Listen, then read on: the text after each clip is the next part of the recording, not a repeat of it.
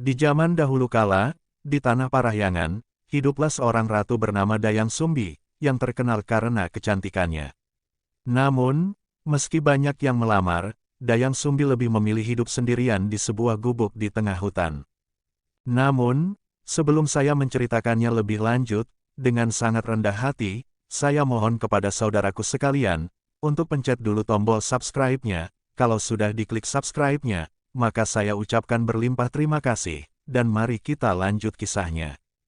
Suatu hari, ketika sedang menenun di rumahnya, alat tenunnya terjatuh. Karena terlalu lelah, ia malas untuk mengambilnya. Dayang Sumbi kemudian bersumpah, siapapun yang mengambilkan alat tenunnya, akan dia jadikan suami jika pria, dan dia angkat menjadi saudara jika wanita. Tiba-tiba, datanglah seekor anjing yang mengambilkan alat tenunnya. Anjing itu bernama Tumang, yang sebenarnya adalah dewa yang dikutuk menjadi anjing. Menepati janjinya, Dayang Sumbi menikah dengan Tumang. Dari pernikahan tersebut, lahirlah seorang anak laki-laki bernama Sangkuriang. Sejak kecil, Sangkuriang sudah menunjukkan bakat yang luar biasa dalam berburu. Setiap hari, dia selalu pergi ke hutan, bersama Tumang untuk berburu. Suatu hari, Sangkuriang pergi berburu seorang diri tanpa Tumang. Namun, ia tidak berhasil menangkap apapun. Merasa putus asa, dia kembali ke rumah dengan tangan kosong. Melihat ibunya kecewa, Sangkuriang bertekad untuk mendapatkan hasil buruan. Ia pun pergi lagi ke hutan dengan membawa Tumang. Di tengah hutan, mereka melihat seekor babi hutan yang sangat besar. Sangkuriang mengarahkan panahnya ke arah babi tersebut, tetapi Tumang yang mengenali babi itu sebagai dewi yang dikutuk, tidak ingin Sangkuriang membunuhnya. Tumang berusaha menghalangi, tetapi Sangkuriang, dalam kemarahannya, secara tidak sengaja membunuh Tumang. Dengan perasaan campur aduk antara takut dan sedih, Sangkuriang membawa pulang hati Tumang dan menyerahkannya kepada ibunya sebagai hasil buruan. Dayang Sumbi yang tidak mengetahui apa yang sebenarnya terjadi, memasak hati tersebut. Setelah makan, Dayang Sumbi menanyakan keberadaan Tumang kepada Sangkuriang. Sangkuriang pun mengaku bahwa dia telah membunuh Tumang karena gagal menangkap babi hutan. Mendengar hal itu, Dayang Sumbi sangat marah dan kecewa. Ia memukul kepala Sangkuriang dengan sendok nasi hingga berdarah dan mengusirnya dari rumah. Sangkuriang pun pergi merantau. Selama bertahun-tahun ia menjelajahi berbagai tempat dan mengalami banyak petualangan. Sementara itu, Dayang Sumbi menyesali perbuatannya, dan terus berdoa agar bisa bertemu kembali dengan anaknya. Berkat kekuatan dewa, Dayang Sumbi diberkati dengan keabadian, sehingga dia tidak pernah menua. Setelah bertahun-tahun berlalu, Sangkuriang yang telah dewasa kembali ke kampung halamannya, tetapi tidak mengenali tempat itu lagi. Di tengah perjalanan, Sangkuriang bertemu dengan seorang wanita yang sangat cantik.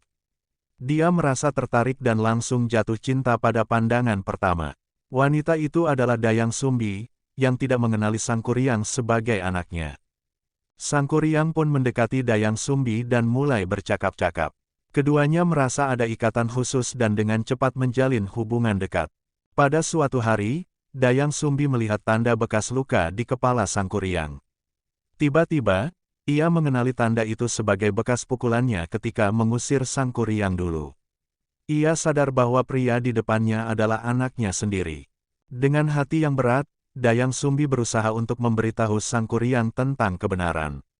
Namun, Sangkuriang tidak percaya dan bersikeras ingin menikahinya.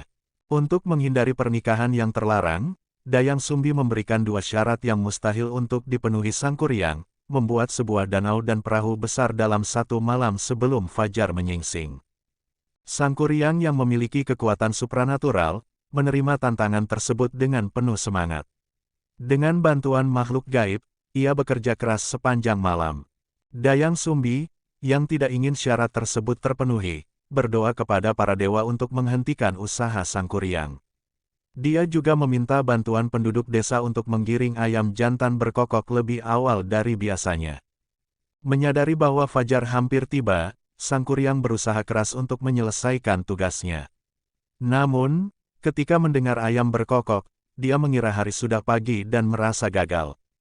Dengan marah dan kecewa, Sangkuriang menendang perahu yang hampir selesai dibuatnya.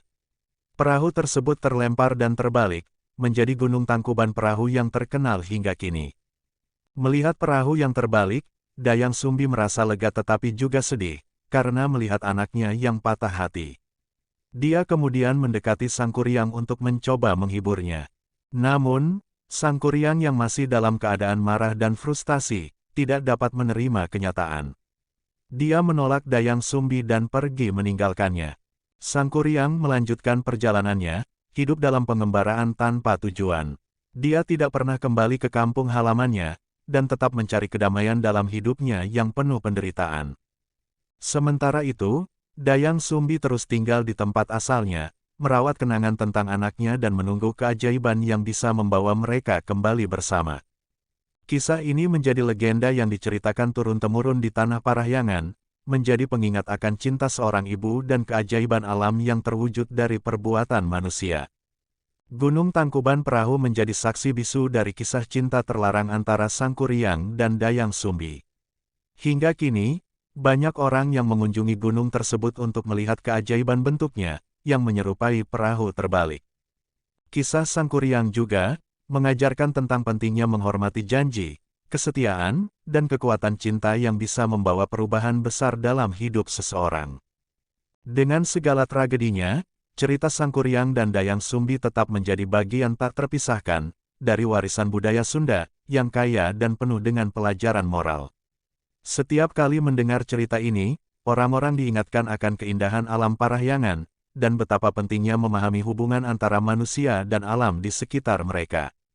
Kisah ini menggambarkan betapa kuatnya cinta dan betapa dahsyatnya kekuatan alam yang diceritakan dalam legenda Sunda.